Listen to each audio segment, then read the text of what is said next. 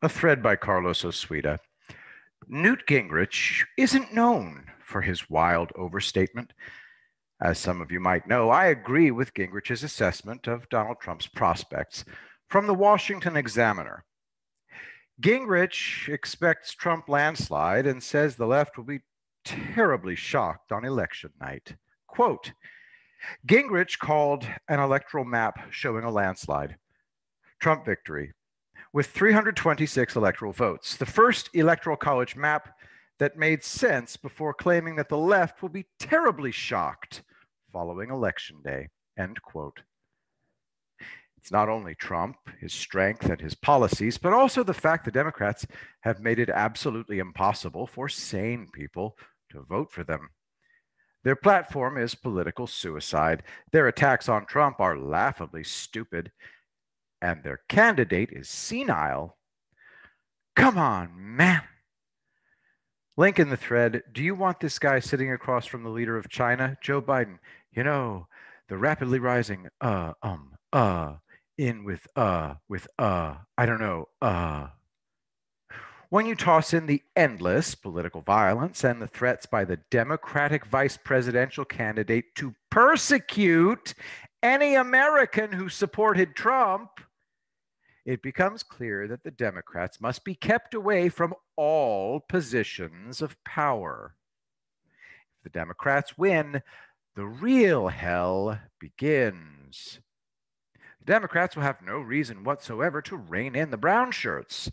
The FBI formally becomes the Gestapo. We get a Truth and Reconciliation Commission to make sure that we never dare to elect another Trump. Since every single criticism of Trump is false, that means that the Democrats will be operating on pure vindictiveness.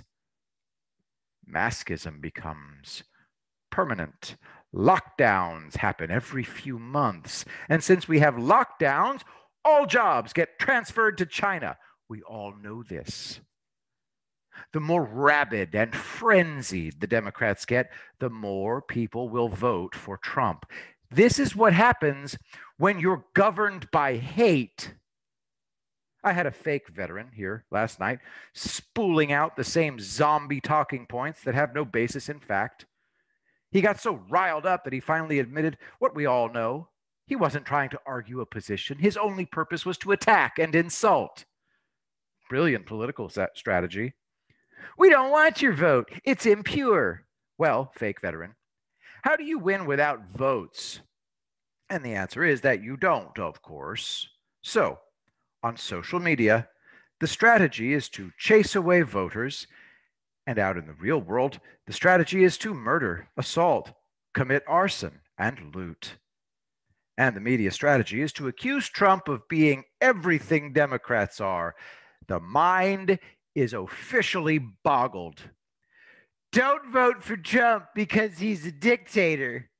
Wait, my Democratic governor has become a dictator. You're saying don't vote for dictators? Trump hasn't been a dictator. Well, he's got my vote then.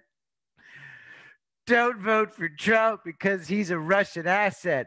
Wait, I've seen a hell of a lot of evidence that the Democrats are in the pockets of the communist Chinese. You're saying don't vote for people working for our enemies? Well, Trump's got my vote then. Everybody is talking this way.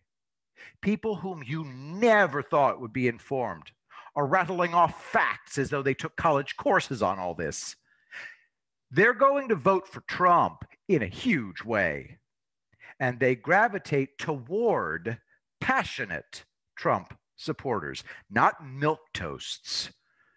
The Democrats hate a man of their own invention. He doesn't exist, and their strategy is to make it impossible to vote for their candidate.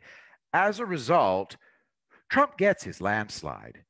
It's inevitable.